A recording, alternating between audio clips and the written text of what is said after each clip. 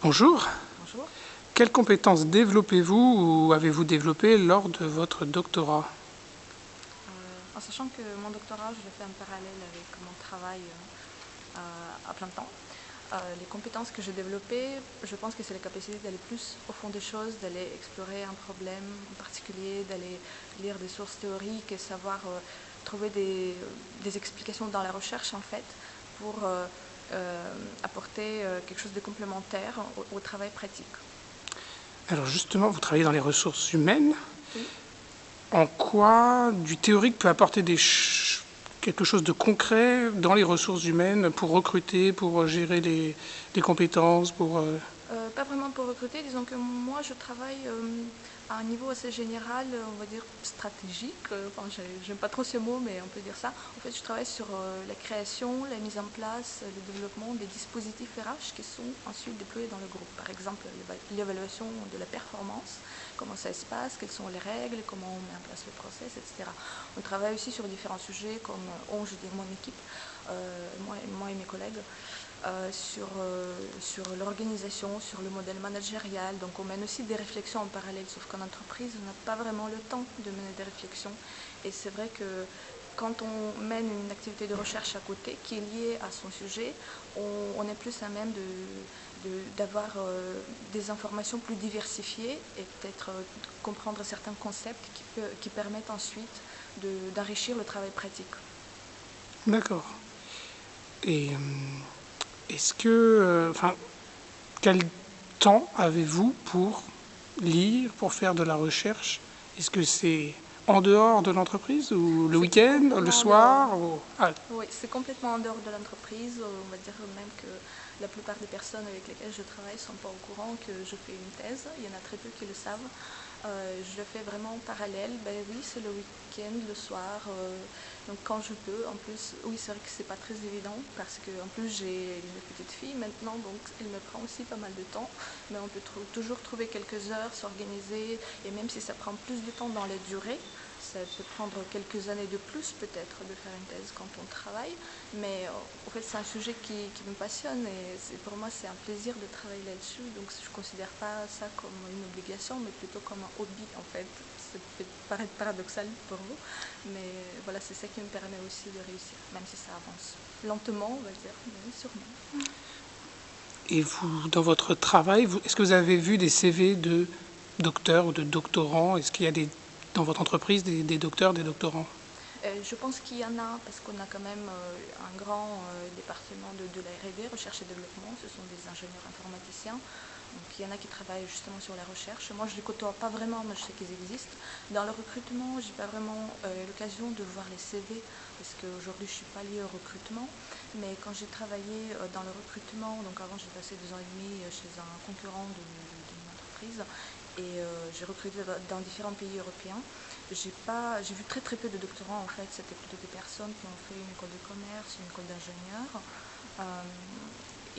ou bien un MBA, qui cherchaient un travail, mais je pense que c'est aussi lié aux postes pour lesquels on recrutait, si c'était des commerciaux grands comptes, ou des ingénieurs avant-vente, ou des consultants qui implémentent, déploient des solutions dans une entreprise, donc Pas des chercheurs. voilà, pas des chercheurs. Et c'était y compris à l'étranger, quand c'était des étrangers, ils n'étaient pas docteurs? Non, non, non, en général, c'était des personnes, pour des postes juniors, c'était des personnes qui venaient juste de terminer leurs études, donc soit une école de commerce, soit une université. Et puis pour des postes plus seniors, en général, c'était des gens avec un diplôme Bac plus 5, une expérience, mais il n'y avait pas beaucoup de chercheurs. Enfin, moi, je m'en souviens même pas vraiment. Des MBA, oui, mais pas de diplôme doctorat. D'accord. Et qu'est-ce que vous pensez de la place du doctorat dans la société française? Je pense que c'est très important parce que ce sont les docteurs qui créent le savoir.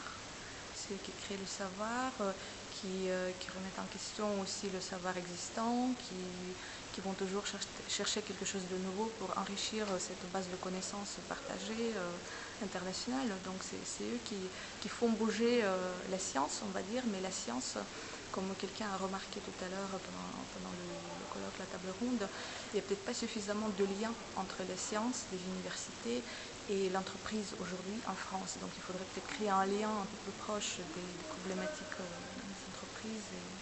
dans des universités. Il y a des préjugés, il y a les gens ont peur ou pas dans les entreprises quand tu vois... Ont peur, en tant que recruteur, je peux dire, pas aujourd'hui, mais quand j'étais recruteur avant, on se méfie toujours des gens qui sont surqualifiés parce qu'on a peur qu'ils vont s'ennuyer. C'est pour ça qu'il y a peut-être un petit peu de méfiance, vous avez raison. Après, ça dépend du poste. Si vous avez fait une recherche, je ne sais pas, dans un domaine pharmaceutique, je pense que vous pouvez trouver un poste dans l'industrie pharmaceutique parce qu'ils sont intéressés par ces personnes-là. Enfin, je donne ça comme un exemple qui me vient à l'esprit spontanément. Sinon, il faut vraiment bien cibler l'entreprise et le poste. Comme je disais tout à l'heure, aussi pendant le colloque, je pense qu'il y a des postes en entreprise qui permettent tout à fait de travailler dans la recherche, comme dans des cabinets du consulting, travailler sur la construction et le partage des connaissances au sein de l'entreprise. Si vous êtes passionné par votre sujet, pourquoi pas prendre cette piste-là et trouver un poste de knowledge specialist, quelque chose dans ce style-là. D'accord, il y a quand même de la réflexion dans les entreprises, c'est pas... Pas partout, disons qu'on a toujours du mal. Et d'ailleurs, c'est ce que j'explique dans l'introduction de ma thèse, c'est qu'en tant qu'opérationnel RH, j'ai beaucoup de mal à trouver le temps pour traiter des problèmes, pas des problèmes, mais des sujets de fond. Et donc, pour alimenter cette réflexion, je mène mon travail à côté, mon travail de recherche, mais c'est vrai que c'est un temps supplémentaire, donc c'est pas évident. Mais quand on travaille en entreprise, c'est vrai que souvent, on n'a pas le temps, on est trop dans l'opérationnel, les objectifs, la pression, les priorités, donc c'est pas du tout... on n'a pas du tout le temps, en fait, de traiter ce genre de sujet. Il n'y a pas des personnes, si vous parliez de knowledge management, ça n'existe pas beaucoup, il n'y a pas beaucoup de postes, ou alors que dans des grandes entreprises peut-être. Chez nous, il y a des personnes qui font ce genre de choses, mais c'est lié au consulting. Je pense que en fait, c'est un département qui travaille sur la mise en place des solutions informatiques chez les clients. Et donc, eux, ils ont des spécialistes qui consolident les connaissances, qui les partagent, oui, c'est vrai. Mais à mon niveau, dans les ressources humaines, je n'en vois pas vraiment. Je pense pas qu'il y en a. Et pourtant, c'est dans les ressources humaines où on prévoit un peu l'avenir, en quelque sorte. Des compétences, gérer les compétences à l'avenir, c'est trop opérationnel ou trop... Dans une entreprise qui est vraiment orientée RH, une entreprise de conseil dans les ressources humaines, peut-être le feront, sauf que nous, on a une autre spécialisation, c'est plus le développement du soft, donc c'est pas vraiment la priorité, on va dire. D'accord.